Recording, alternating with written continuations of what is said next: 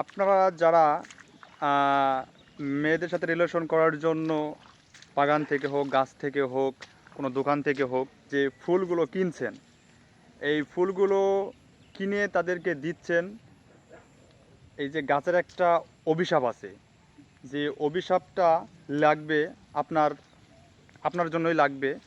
কারণ যে ফুলটি ছিঁড়ে আপনি ওই মেয়েটাকে দিচ্ছেন, ওই ফুল শুকানোর আগেই দেখা যাবে যে মেয়েটা যদি কোনো টাকলাওয়ালা কাকা পায়, তাহলে দেখবেন যে ওই ফুল রেখে দিয়ে সেই টাকলাওয়ালা কাকার কাছে চলে যাবে। এমনকি তার সাথে চলে যাওয়ার পর বিবাহ হবে যেদিন, আপনাকে দাওয়াত পর্যন্ত দিবে না। তাহলে বিষয়টি কি দাঁড়ালো? যে আপনি যার জন্য একটি গাছ থেকে একটি ফুল ছিঁড়লেন, কারণ সেই গাছটিতে ফুল তখন গাছটিতেই মানায়। ওই মেয়েটার হাতে ফুলটা দেওয়ার কারণে যে গাছ আপনাকে অভিশাপ দিল, অভিশাপের কারণে মেয়েটি আপনাকে ছেড়ে চলে যাবে।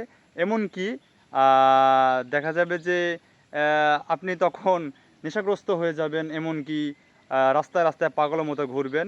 এদিকে দেখা যাবে যে সে সংসার করে, স্বামী সংসার নিয়ে খুব সুখে আছে। তাই কোনো মেয়ের সাথে রিলেশন করার জন্য গাছ থেকে ফুল ছিঁড়বেন না।